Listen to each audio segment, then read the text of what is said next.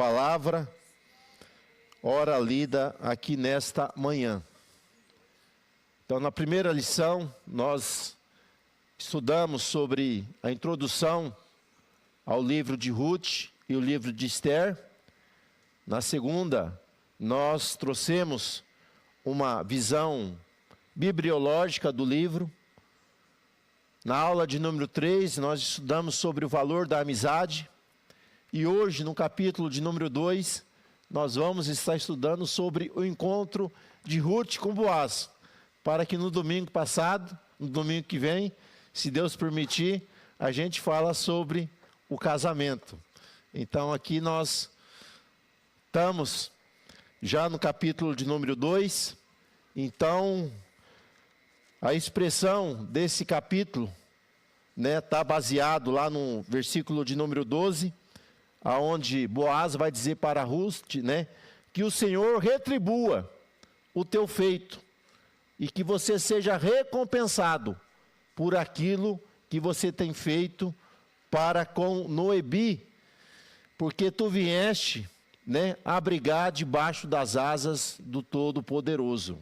Então nós vamos ver, meus irmãos, como diz o salmista, aquele que habita no esconderijo do Altíssimo, à sombra do Onipotente descansará. Encontra descanso, encontra proteção, encontra auxílio, encontra provisão. Então Ruth, ela veio se abrigar debaixo das asas do Todo-Poderoso. E nós vamos ver que isso vai dar-lhe o quê?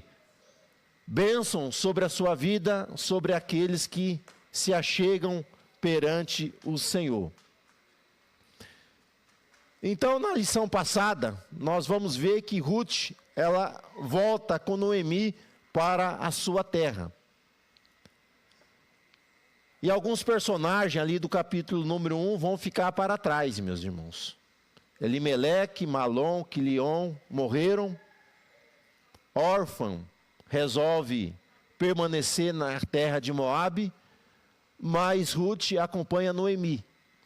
E quando Ruth e Noemi chega ali em Judá, nós vamos ver o povo ali, eles vão se compadecer de Noemi e vão ficar, vamos assim, assustado com o que ocorreu. Porque a própria Noemi vai dizer, olha, cheia saí, porém vazia estou voltando. Porque, meus irmãos, dura coisa é sair debaixo das mãos do Todo-Poderoso. É tomar um caminho segundo os seus próprios olhos, achando que aquilo ali lhe dará vitória diante da sua caminhada. Foi a escolha que Elimeleque havia feito. Porém, quando se faz a pior escolha, meus irmãos, nós vamos ver que coisas tenebrosas acontecerão na nossa caminhada. Então é somente pela graça e pelo favor de Deus que nós conseguimos caminhar e ter vitória na nossa jornada de fé. Então ela retorna. No capítulo de número 2, vamos para o próximo, isso. Vai surgir o quê? Um novo personagem dentro dessa história. Então, até então, a história é uma história de pobreza, uma história de viuvez, uma história de luto, uma história de adversidade. Mas, porém, o capítulo 2 começa já a mudar o quê? O cenário no próprio personagem que vai surgir. Então, quando Noemi e Ruth, eles retornam, meus irmãos, para a sua terra, nós vamos ver que eles ou elas agora terão que trabalhar. Noemi já não vai ter mais força para ir ao campo. E nós veremos que Ruth, ela vai se dispor a caminhar para buscar o sustento da tua casa. Então a provisão de Deus, meus irmãos, ela depende da nossa disposição em querer servir, em querer trabalhar. Porque Deus não tem compromisso com o preguiçoso. Deus não tem compromisso com aquele, meus irmãos, que não quer servir um ao outro. E nós vamos ver que Noemi está na liderança da sua casa. Olha só. Ruth vai dizer para ela, olha, deixa-me ir apanhar espiga, atrás daqueles em cujos olhos eu achar graça. Então Ruth, ela pede autorização. Então, dependendo da família, nós vamos ver, já não tem mais a figura do patriarca de dentro da casa, mas a casa não é uma casa que está sem autoridade. Há uma autoridade dentro da casa, e essa autoridade é Noemi. Mesmo que ela esteja envelhecida, não tenha mais força para o trabalho, mas ela é a liderança dentro da casa. Então, meus irmãos, Deus colocou o quê? A cabeça, o marido. Mas a mulher também tem responsabilidade para com a família. E agora Elimeleque já não existe mais. Mas Noemi não deixa de exercer o que? A liderança. A liderança dentro de casa. E ela vai dizer, né? Vai, minha filha. Então, quando ela vai caminhar, meus irmãos, ela vai entrar em um campo. E a Bíblia vai dizer que esse campo é de Boaz. Quem era Boaz? Deixa lá, volta lá. Então Boaz, o nome no hebraico, na lição não tem, eu coloquei ali, que é bonito, significa a força está nele. Nele existe força. Nele há força. Então, meus irmãos, mesmo diante de um cenário de pobreza, um cenário de fome, enquanto Elimeleque resolveu abandonar a sua terra, Boaz não fez o mesmo. Boaz persistiu.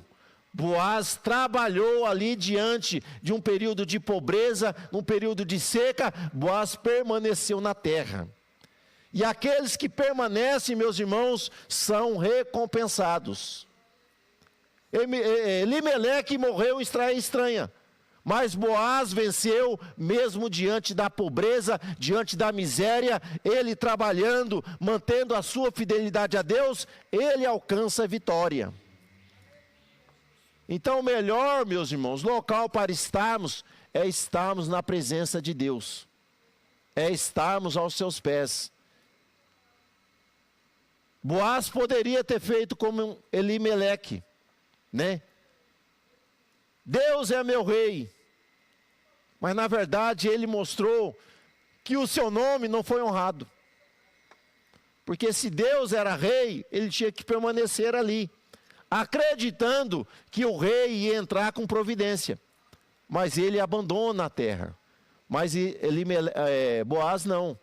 Boaz continua ali porque ele acredita que a sua força vem de Deus. Ele acredita que Deus é poderoso para mudar o quadro, mesmo que há fome, mesmo que há, meus irmãos, seca naquele local. E ele trabalha. E a recompensa vem agora, meus irmãos. Então aqueles que trabalham, aqueles que buscam Deus, a recompensa ela vem. Então significa a força está nele. E o texto vai apresentar Boaz como homem valente e poderoso. Olha só, quando se fala homem valente, essa expressão aqui, né, algumas versões vão dizer homem corajoso, essa expressão não está relacionado a uma força de guerra, não é isso, mas está relacionado a uma forte disposição em cumprir a palavra de Deus. Então o texto está dizendo que Boaz é um homem de caráter, é um homem honesto. Interessante, para se separar obreiro para a casa de Deus, lá em Atos capítulo número 6, né? Eu fico assustado porque quando vai se separar, a primeira preocupação é batizado com o Espírito Santo? Importante que seja. Porém, a primeira qualidade para se separar um obreiro, está escrito lá, tem que ter boa reputação. Tem que ser honesto. As pessoas vão no segundo, mas esquecem do primeiro. Esquece do primeiro, meus irmãos. E Boaz era um homem de boa reputação. Um homem que tinha um caráter ilibado. É isso que está dizendo o texto. Mas por que o texto fala isso? Se nós estudarmos o contexto, o livro se desenvolve o quê? Num período dos juízes. E o período dos juízes dizem que cada um fazia o que bem queria. Cada um era dono da sua própria vida. Só que o texto está dizendo que Boaz não fez assim. Boaz andava segundo a palavra. Boaz praticava aquilo que estava escrito, meus irmãos, nas escrituras. Logo, ele era um homem o quê? De virtude. Era um homem valente no sentido de permanecer naquilo que Deus estabeleceu para que ele vivesse naquela terra dentro da sua palavra. Então, corajoso, valente, meus irmãos, é aquele que foge do mal. É aquele que luta, mesmo que venha ter perda, a manter o que é a sua integridade, a sua fidelidade a Deus. Mesmo que ele perca a cabeça. Porque hoje muitos querem aplausos, né? Querem aplausos. Mas pregar a verdade, muitas vezes, leva o quê? À perseguição.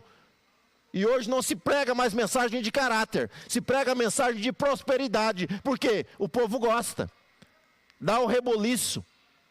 Mas precisamos, meus irmãos, antes de falar de prosperidade, precisamos falar de caráter, porque prosperidade, meus irmãos, não é vínculo de maturidade, mas caráter sim. Caráter sim. Boaz era um homem de caráter, tinha um caráter. Então o caráter vem antes da prosperidade. Olha só, ele era um homem de caráter. E por ser um homem de caráter, ele era poderoso. Poderoso aqui não está relacionado ao poder político, mas está relacionado à força do trabalho.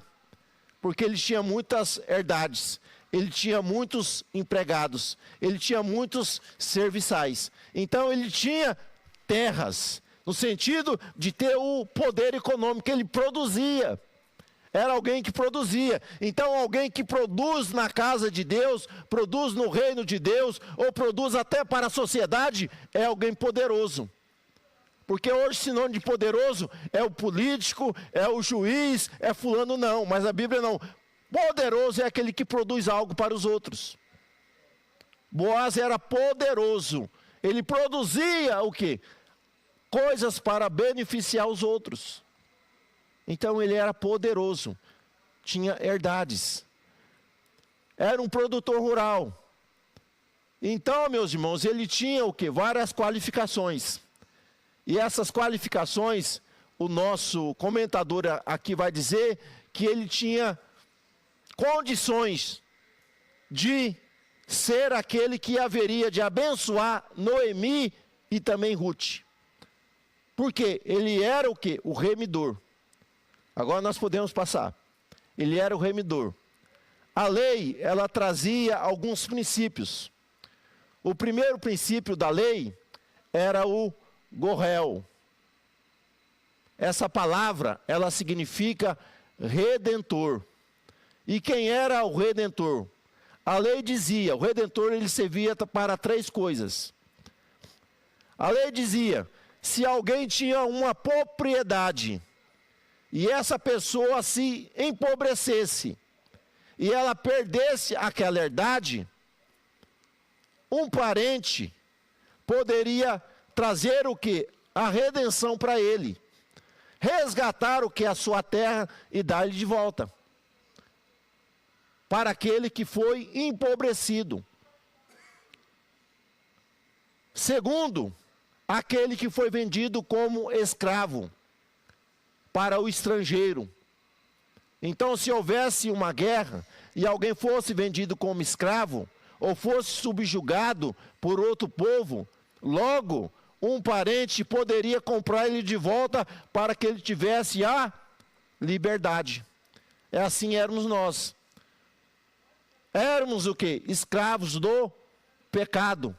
Estávamos sobre o jugo de Satanás. E somente um parente poderia nos resgatar. E esse parente é Jesus.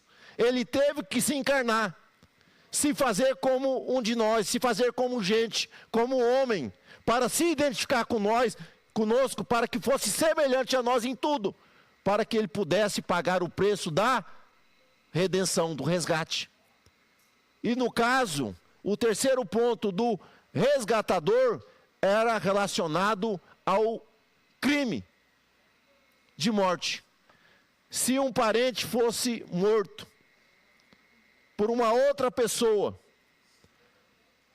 o parente mais próximo, o vingador de sangue, ele que tinha que fazer justiça.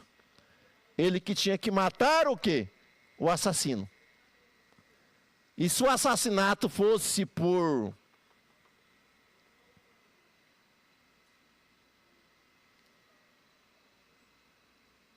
culposo, ele matou o outro, mas não teve culpa. Doloso é quando ele teve a culpa e ele quis aquilo.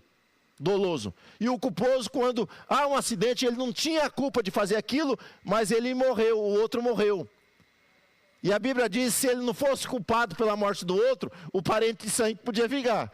Mas se ele não fosse culpado, ele tinha que fugir para a cidade de refúgio. Porque lá na cidade de refúgio, o vingador de sangue não poderia matá-lo. Não poderia matá-lo. Então ele tinha que viver lá, pro resto da vida, se ele quisesse viver. A cidade de refúgio. Que Deus estabeleceu 6 cidades de refúgio em Israel, para que aqueles que cometessem algum ato que pudesse ser criminoso, mas involuntário, que ele não teve a culpa, ele pudesse viver. Então o resgatador, ele tinha essas 3 responsabilidades. Então, como Elimeleque tinha uma herdade, e ele larga a terra por causa da seca, fome, fica empobrecido, e ele foge, agora Boaz podia ser o que? O resgatador. Podia resgatar o que? A sua herdade, para que aquela herdade continuasse dentro da família de Elimeleque e a família de Malom.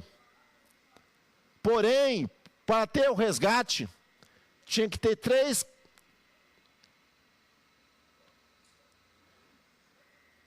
especificações do resgatador. Primeiro, o resgatador tinha que ser um parente de sangue. Se não fosse parente de sangue, não poderia resgatar. Segundo, tinha que ter posses. Para comprar a terra de volta, para comprar a pessoa se fosse escrava, ou arrumar alguém para ir lá para matar o outro que fosse assassino. Então precisava ter bens, ser parente, ter bens e ter voluntariedade, porque ele não era obrigado. Ele poderia recusar a comprar a terra, ou comprar o escravo, ou praticar a morte contra o outro indivíduo. Então ele tinha o poder de recusa, mas tinha que ter essas 3 qualidades. E Boaz tinha tudo para ser o que? O Gorrel, o redentor, o resgatador da herdade ali de Elimeleque. E também seguir o que? A lei do levirato. O que é isso? É o levir.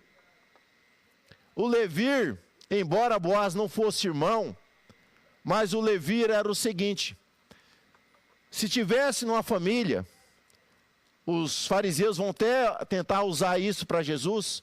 Olha, numa família tem 5 irmãos. O primeiro casou, aí ele morre.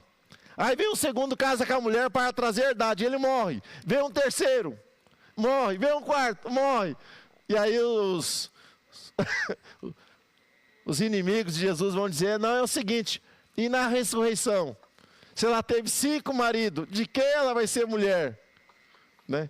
E Jesus fala, olha, vocês são ignorantes, porque na ressurreição serão como os anjos, não se darão em casamento, não vai ter casamento lá no céu.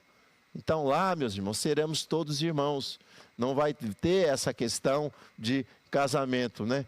Então, Isso aí nós já encontramos lá. Jacó, ele tinha 3 filhos. Ou melhor, Judá. O filho mais velho, que era casada com Tamar, me ajude agora. Era Tamar mesmo? Veio esse exemplo, era Tamar. Casou, ele morreu. O irmão mais novo tinha que cumprir a função do levir. Casar para suscitar o que? O herdeiro, para que o nome do homem não fosse apagado sobre Israel.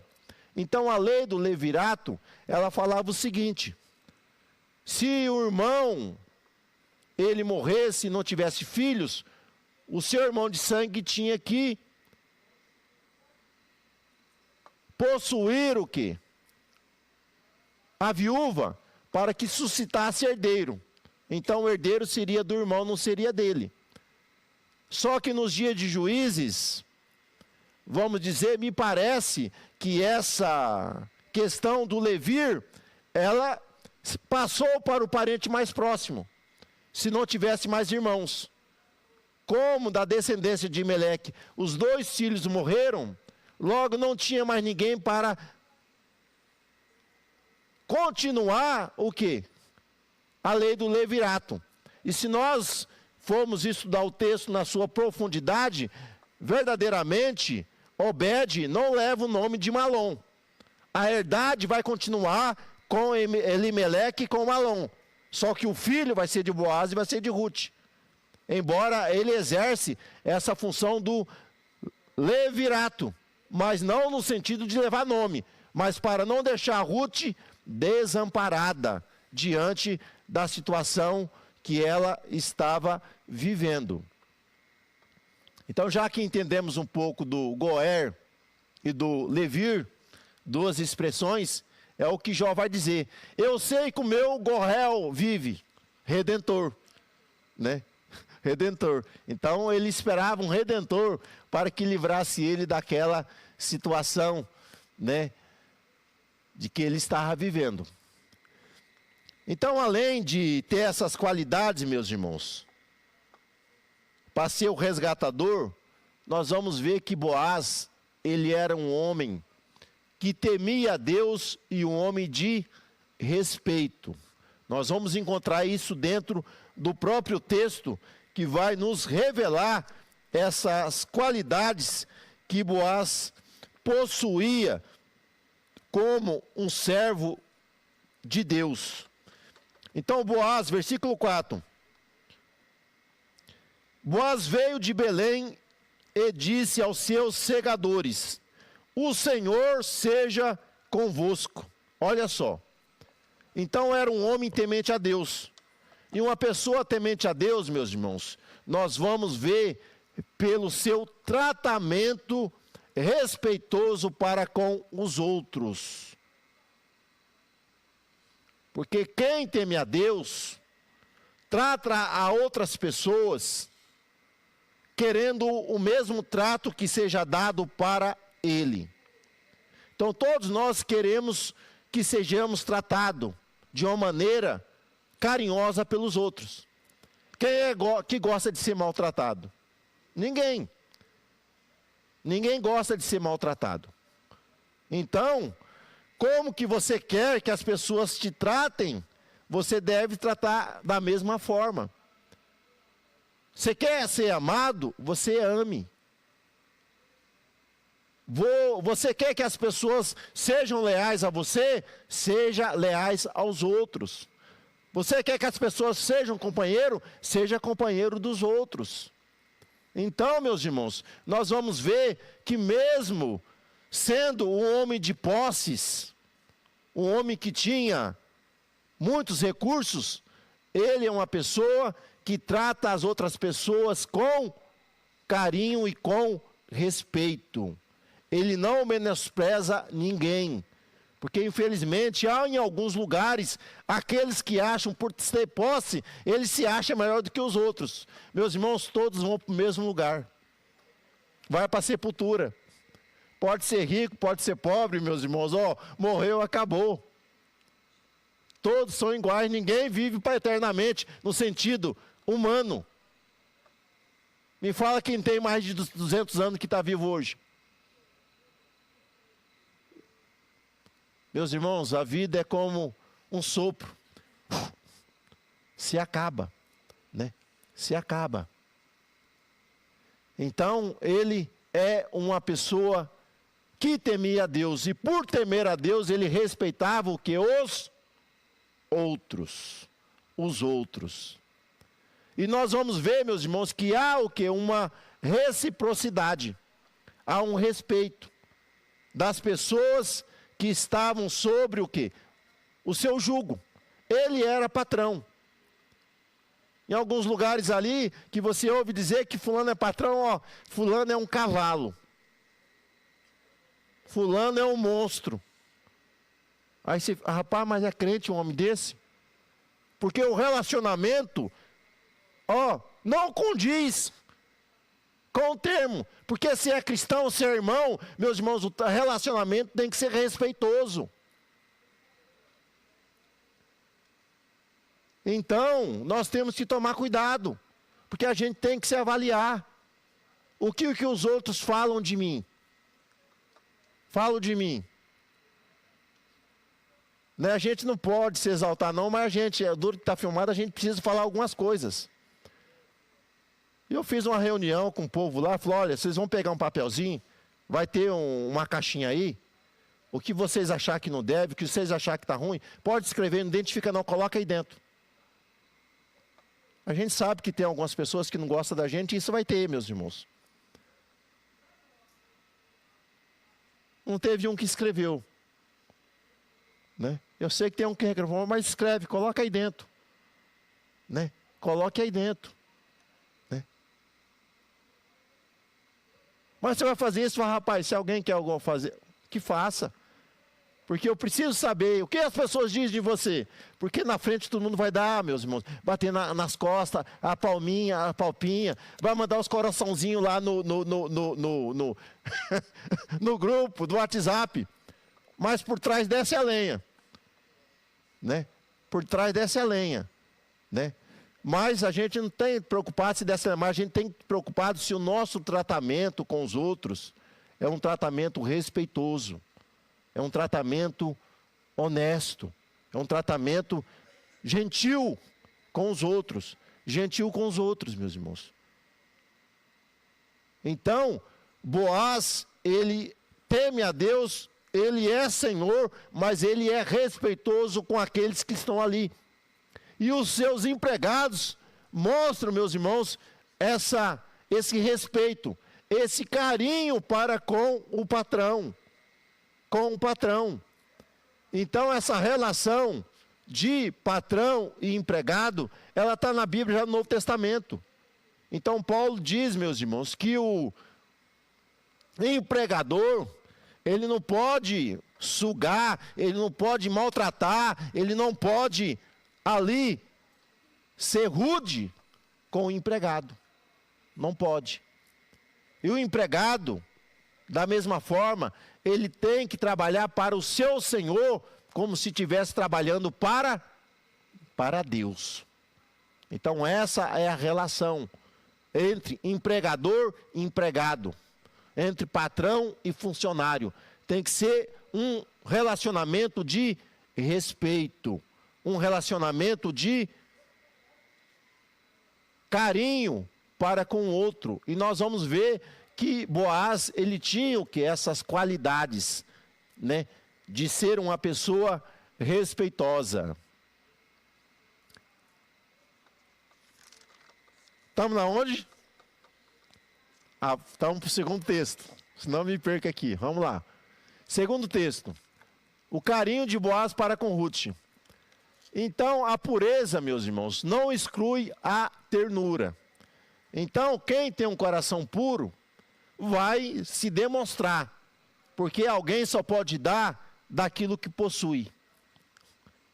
Se o seu coração for bom, você dará boas coisas. Então isso que dá. Cada um só pode tirar aquilo que tem de dentro do coração. Então, por isso que nós temos que orar, Senhor, que o meu coração seja bom, meus irmãos. Que o meu coração seja um coração em que tu verdadeiramente habita. Né?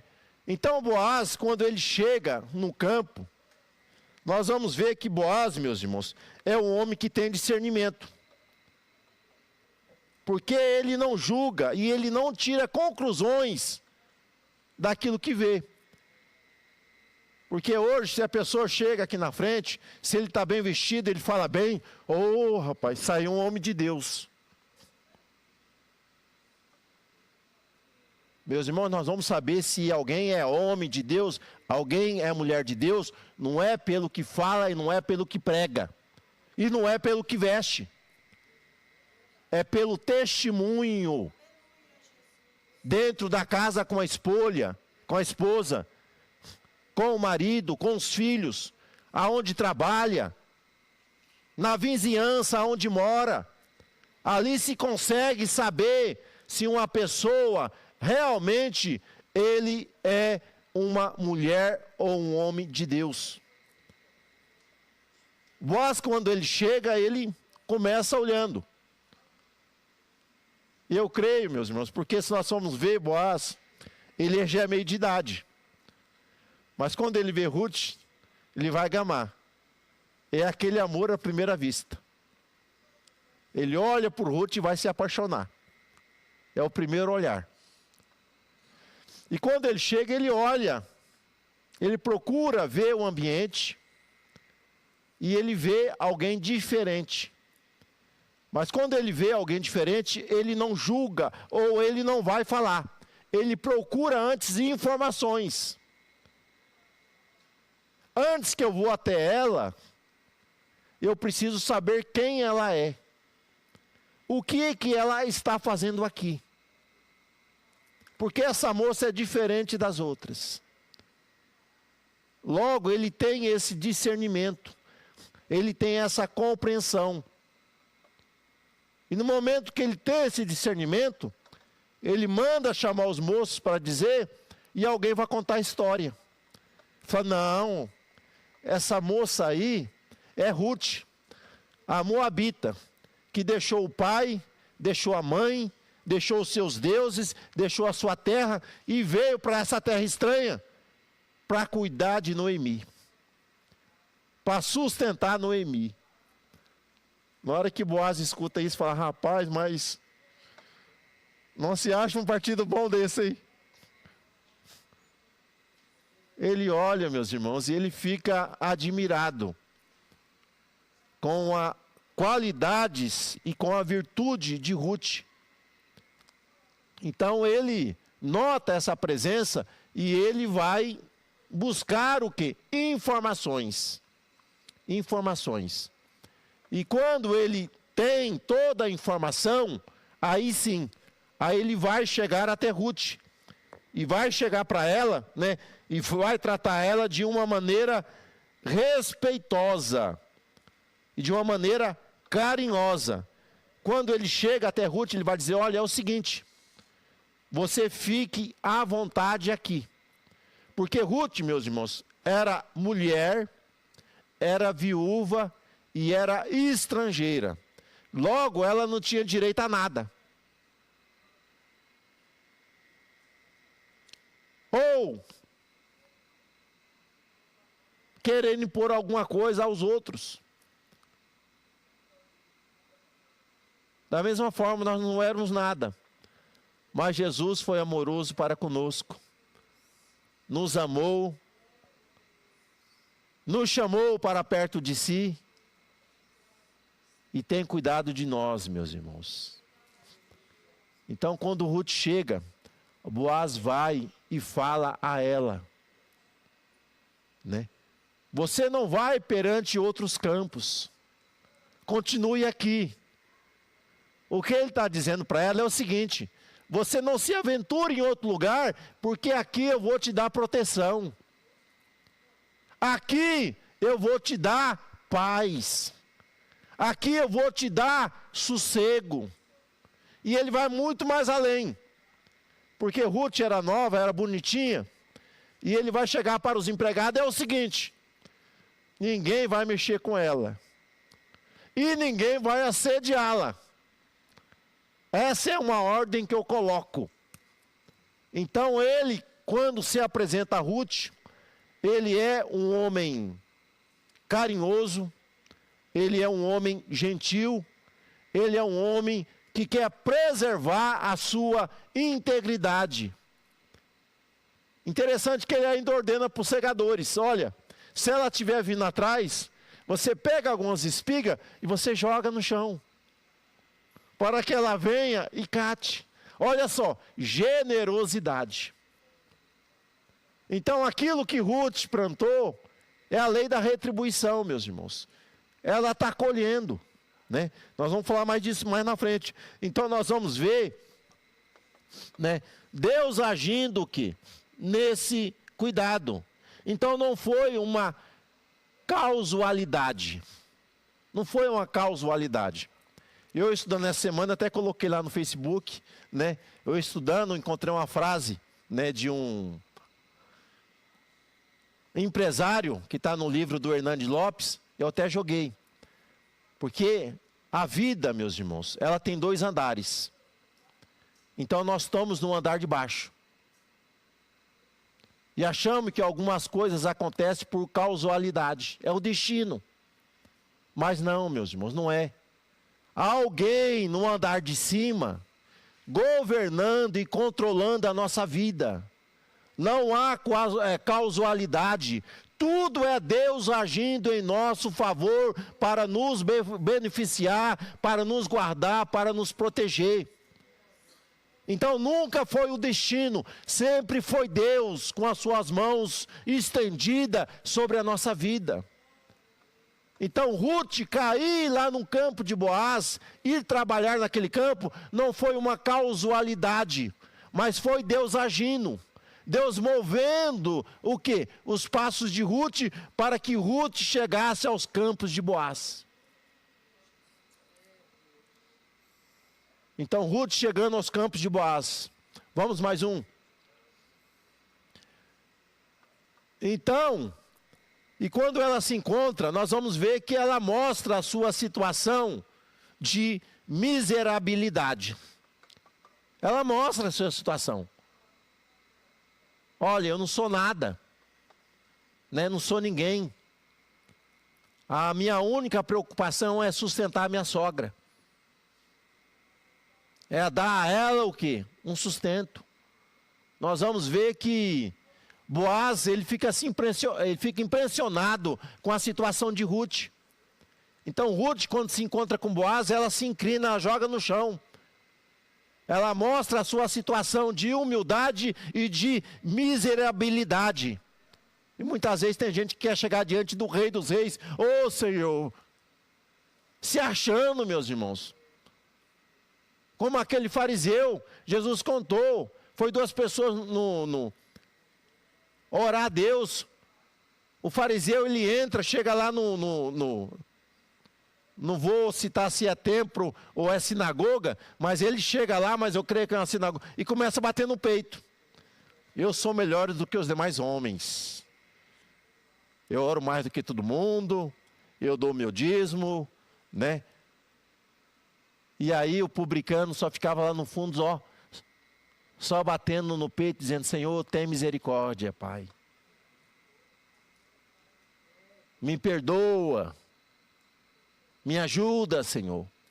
E aí Jesus disse que aquele foi justificado. Mas o fariseu não foi justificado diante de Deus. Então ela age dessa maneira, né? Essa situação abre as portas, meus irmãos, quando nós agimos com humildade. Então Ruth, sem saber, né, nós vamos ver aqui que Deus estava guiando o quê? Os seus passos.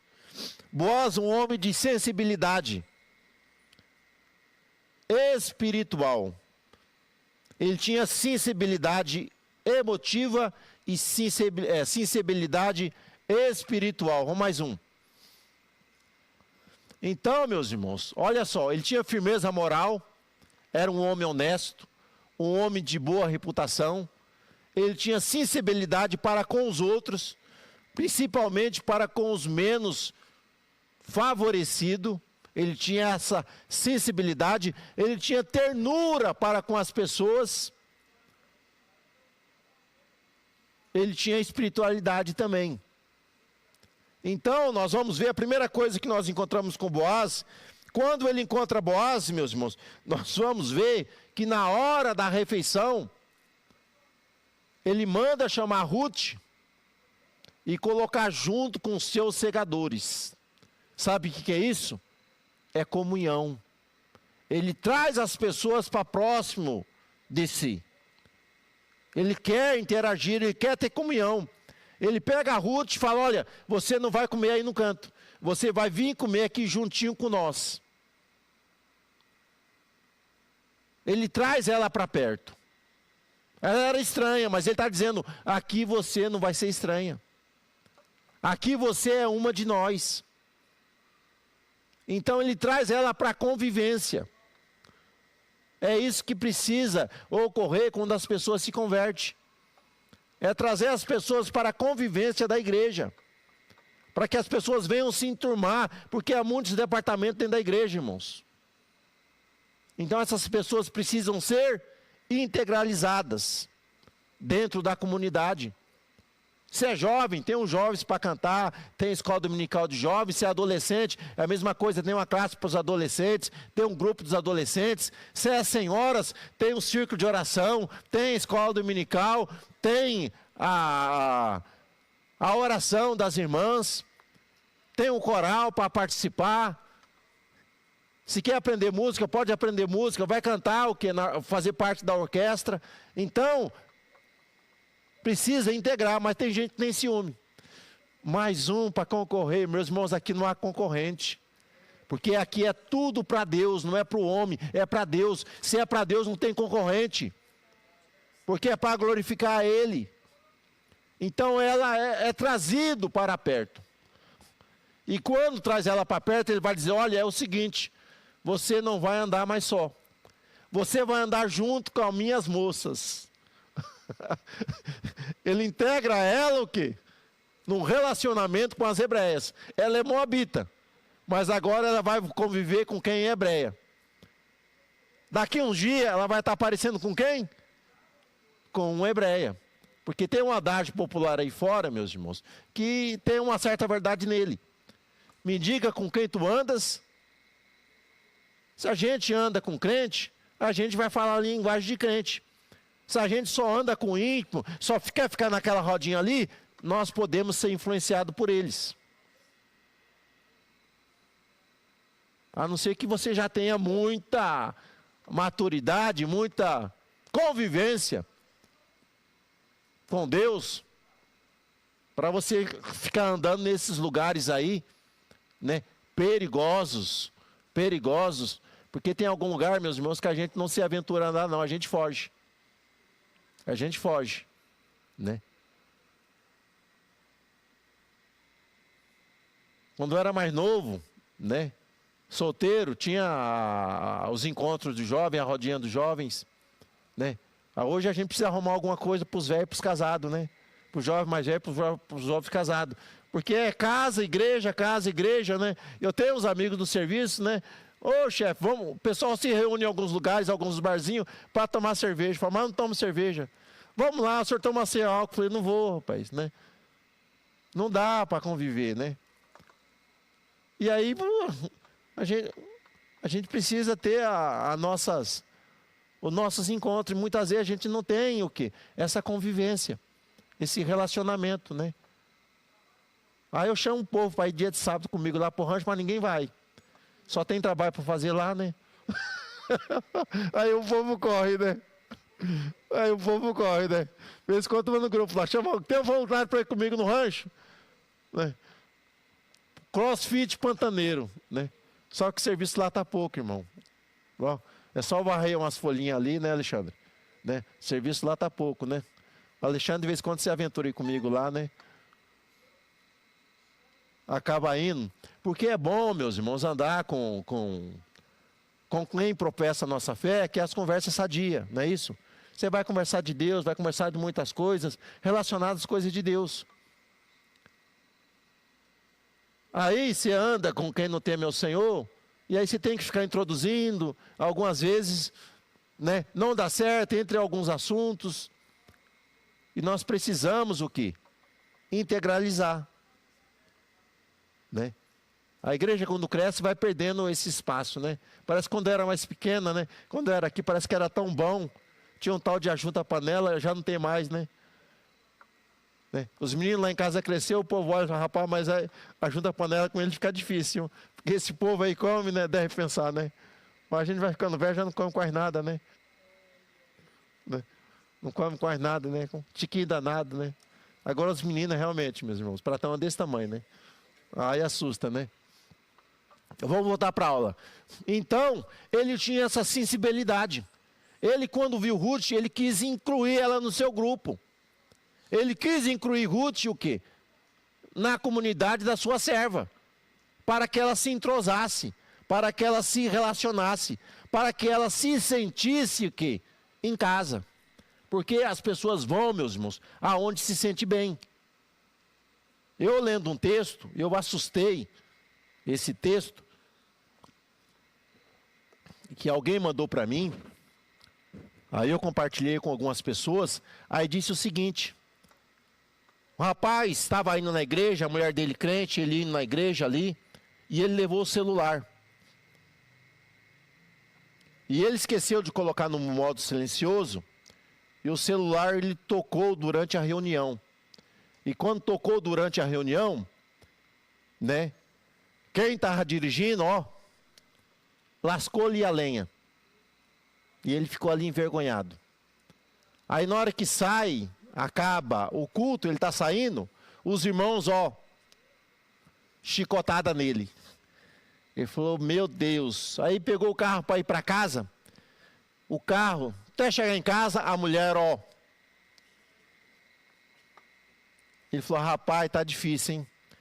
Aí ele ficou nervoso, resolveu ir pro bar. Vou beber. Né? Vou beber. Aí chega lá no bar, ele pede uma cerveja. E a pessoa traz a cerveja até na mesa. Aí ele meio nervoso, vai pegar, a cerveja escorrega. A cerveja cai no copo dele, roda na mesa, cai no chão. Aí todo mundo levanta, corre para o lado dele e fala, rapaz, vou apanhar aqui. Aí as pessoas chegam, não, você está bem, machucou. A preocupação das pessoas com ele, para ver se ele estava bem, se ele tinha machucado. Aí a garçonete fala, fica tranquilo, que eu vou pegar tudo aqui, vou limpar isso aqui. Aí ela pega, aí vem um gerente, fala, não, ó, o senhor não se preocupa não. Além dessa aqui, nós vamos dar, o senhor não vai pagar essa, eu vou te dar mais uma, gratuita, por conta da casa, tá? O senhor não se preocupa não. Aí trouxe um lenço, manda limpar ele. Então há uma preocupação com ele naquele ambiente. Aí no final do texto lá a história. A partir daquele dia, ele continuou frequentando esse ambiente. Por quê? Porque ele se sentiu bem. Então assim, meus irmãos, tem que ser na casa de Deus. A nossa casa, o nosso ambiente, tem que ser um ambiente que as pessoas se sintam confortáveis. Se haver confronto, vai ser pela palavra. É a palavra que tem que confrontar. Não é as pessoas tratar outras com uma atitude descortês, com atitude rude, com atitude que não demonstra misericórdia. Errar, todos nós erramos. Mas vamos procurar ajudar a se erguer, a se manter no caminho. Não a empurrar cada vez mais para o abismo. Eu quando ouvi essa história, eu falei, rapaz do céu, misericórdia. O moço estava indo na igreja de ser acolhido, de ser orientado, não era crente velho. Né? Não é crente velho. Eu me lembro de uma mulher num culto que se converteu, ela veio, né, de mini saia. Aí uma que estava do lado, né? Olha, a primeira coisa que você tem que fazer agora é largar essa mini saia aí, viu? Usar roupa de crente. Eu falei, misericórdia, irmãos. Quem faz a obra é o Espírito Santo, meus irmãos. As pessoas precisam ser ensinadas, serem discipuladas, para que elas possam aprender o caminho. Nada é por força, por violência. É o Espírito Santo que trabalha. Porque aonde a palavra ela é ensinada na sua totalidade, e você vai trabalhando com as pessoas, ela se converte. Tem que ser assim, né? Porretada é para crente velho que nem a gente, né? Aí pode descer o chicote, pode descer o cajado, que não tem problema. Que o couro já está duro, a gente aguenta. Mas o novo, meus irmãos, ele precisa ser ensinado, ser trazido para o caminho e ali trabalhar nele, para que ele venha ter raiz. Porque se não tiver raiz, o vento vem e leva. Então o Boaz tem essa sensibilidade. Interessante que Ruth chega para ele e fala: olha, você falaste ao meu coração. Olha que expressão bonita, meus irmãos. Você falaste ao meu coração. As palavras de Boaz tocou no íntimo dela. Comoveu ela na sua sensibilidade. Tu falaste ao meu coração. Será que nós estamos falando ao coração do outro? Ou será que as nossas palavras são bonitas, mas não chegam lá? Todas as atitudes dele vêm demonstrando o que ele fala. Aí encontrou o quê? Um campo fértil no coração dela, para que aquelas palavras trouxessem sossego, paz ao coração. Então Boaz falou o coração de Ruth. Então é Deus que fala aos nossos corações, meus irmãos. O Espírito Santo fala. Então talvez a gente fica muito preocupado de falar, fica preocupado em Deus te usar. Porque se Deus te usar, o coração será tocado. Essa é a verdade. Essa é a verdade. Vamos mais uma? A lei da semeadura. Então, dentro da visão humana, as pessoas acham, meus irmãos, que Deus está distante. Que Deus não tem nada a ver com os acontecimentos. Mas não, a Bíblia diz que todas as coisas cooperam para o nosso bem, daqueles que amam a Deus, segundo o seu propósito. Então Ruth, ela abandona o que os seus deuses, ela vai para Judá, sem buscar interesse nenhum, porque Noemi não tinha nada para oferecer. Mas agora ela está colhendo aquilo que ela havia semeado. Então é a lei da retribuição, a lei da semeadura. O que nós plantamos, nós vamos colher. Essa é a grande verdade. Mas os acasos de Deus. Então, meus irmãos, Deus ele trabalha em favor daqueles que nele espera e que nele confia. Então, quando Ruth, ela saiu do campo, interessante que ela entrou no campo vazia e saiu do campo cheio. E eu tentei estudar quando ela pega um éfa, mas deu muita discrepância dentro das Bíblias, dentro dos comentários. Então vou pegar um comentário judaico. Um judeu diz que uma éfa é cerca de 35 litros. 35 litros vai dar cerca de 30 quilos. Então foi o que ela apanhou naquele campo. 30 quilos de alimento. E levou para a sua casa. E aquilo que ela comeu ainda sobrou.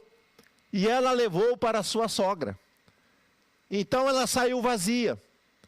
Mas ela volta cheia.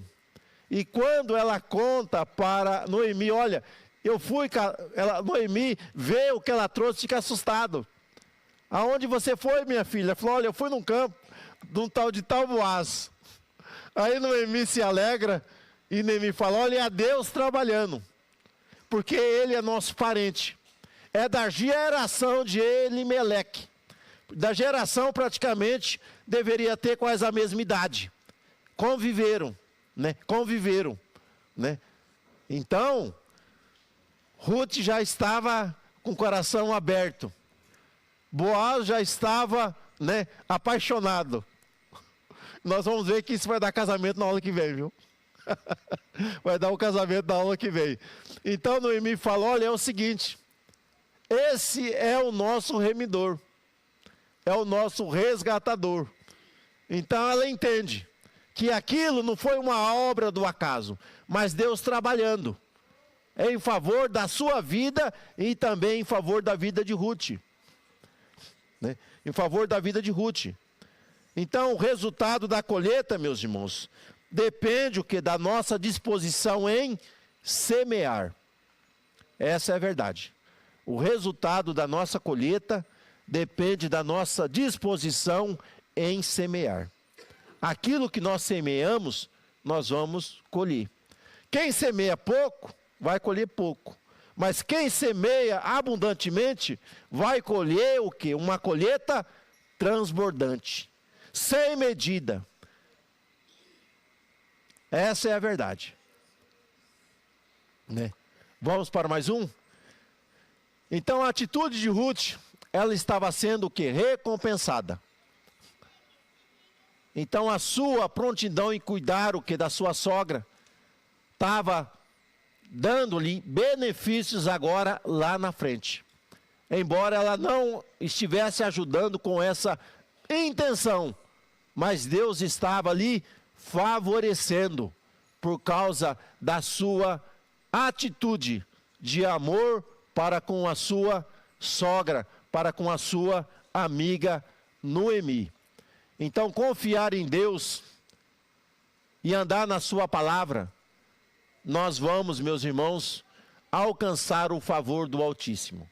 Então, que Deus nos ajude, que Deus nos dê graça, que nós possamos nos espelhar nesses homens, nessas mulheres de Deus que venceram, porque da mesma maneira nós vamos ter vitória na nossa caminhada, se nós confiarmos e esperarmos inteiramente em Deus. E queremos te agradecer, você que esteve conosco aqui nesta manhã, nos acompanhando nessa transmissão, que a boa mão do nosso Deus seja contigo por onde quer que tu andares. Tenha um domingo abençoado, em nome de Jesus.